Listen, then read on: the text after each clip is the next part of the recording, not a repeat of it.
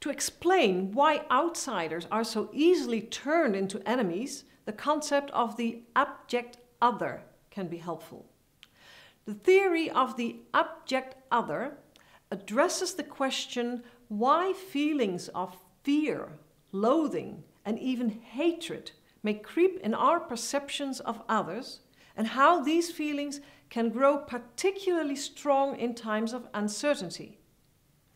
According to the theory of the abject other, what makes us perceive strangers who penetrate our life worlds as threatening is that they challenge our symbolic order.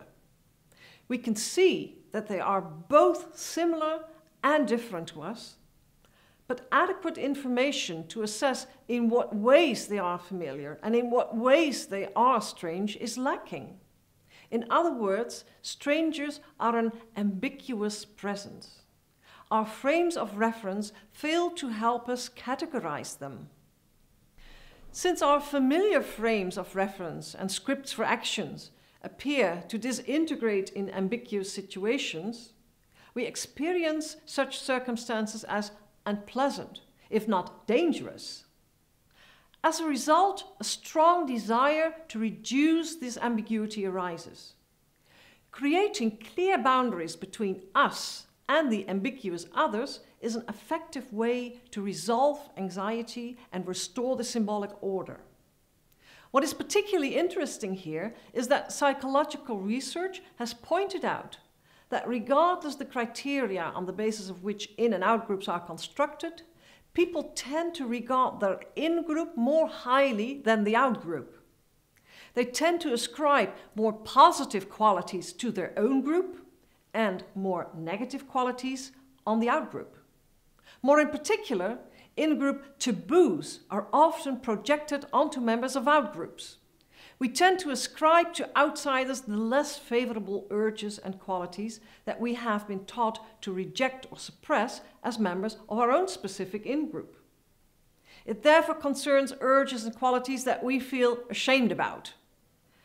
This tendency to ascribe to others what we abhor in ourselves explains why members of other cultural groups are often associated with dirty or perverse activities and attitudes. What makes the feelings of repulsion and danger that we project on others even stronger is that we tend to interpret the unpleasantness and the danger that resides in the ambiguous situation itself to the abject qualities we ascribe to outsiders.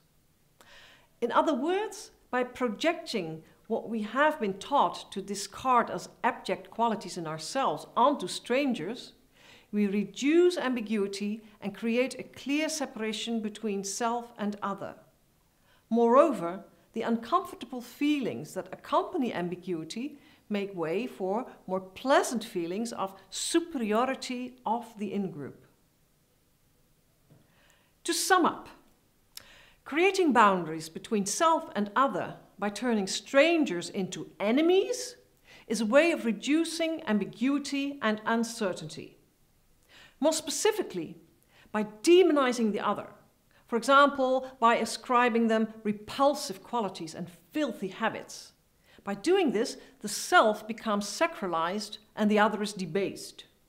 Once the other is reduced to inhumanity, any required act to divide between the deserving self and the guilty other can be justified.